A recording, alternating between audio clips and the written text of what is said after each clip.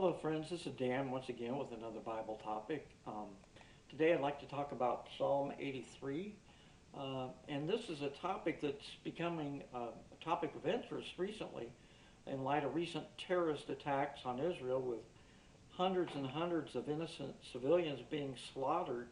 Um, Christian author Bill Salus, I believe, is the first person to point out that Psalm 83 seems to point to a future war between the neighboring countries that border Israel and Israel itself.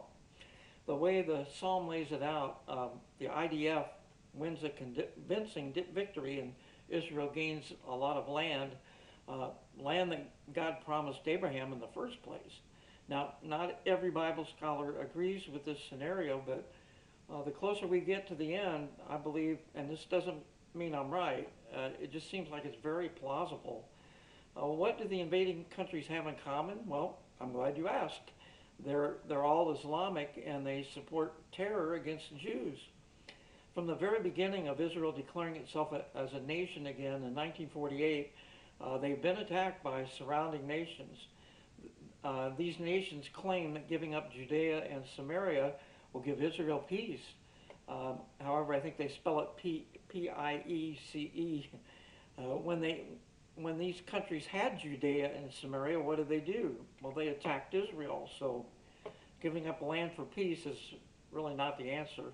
Israel's landmass is so small that having increased land after a Psalm 83 war would make their borders easier to defend. Israelis living in unwalled cities peacefully, as described in the Bible prior to the Ezekiel 38 war, seems to give credence to the idea of a Psalm 83 war prior in which Israel gains this land and safety, if only for a short time. Ezekiel 38 appears to be much different than Psalm 83 because the nations listed in this Ezekiel 38 battle are from an outer rim, and I do my own choreography, and are not border countries like today. One country in the Ezekiel 38 scenario that's surprisingly absent is Saudi Arabia. This shows that thousands of years ago, when the Holy Spirit wrote the Bible, God knew that the Saudis would make peace treaties with Israel. And this has only recently happened. Now, just before the tribulation, that 7-year period, or right after it starts, is when the Ezekiel 38 invasion happens.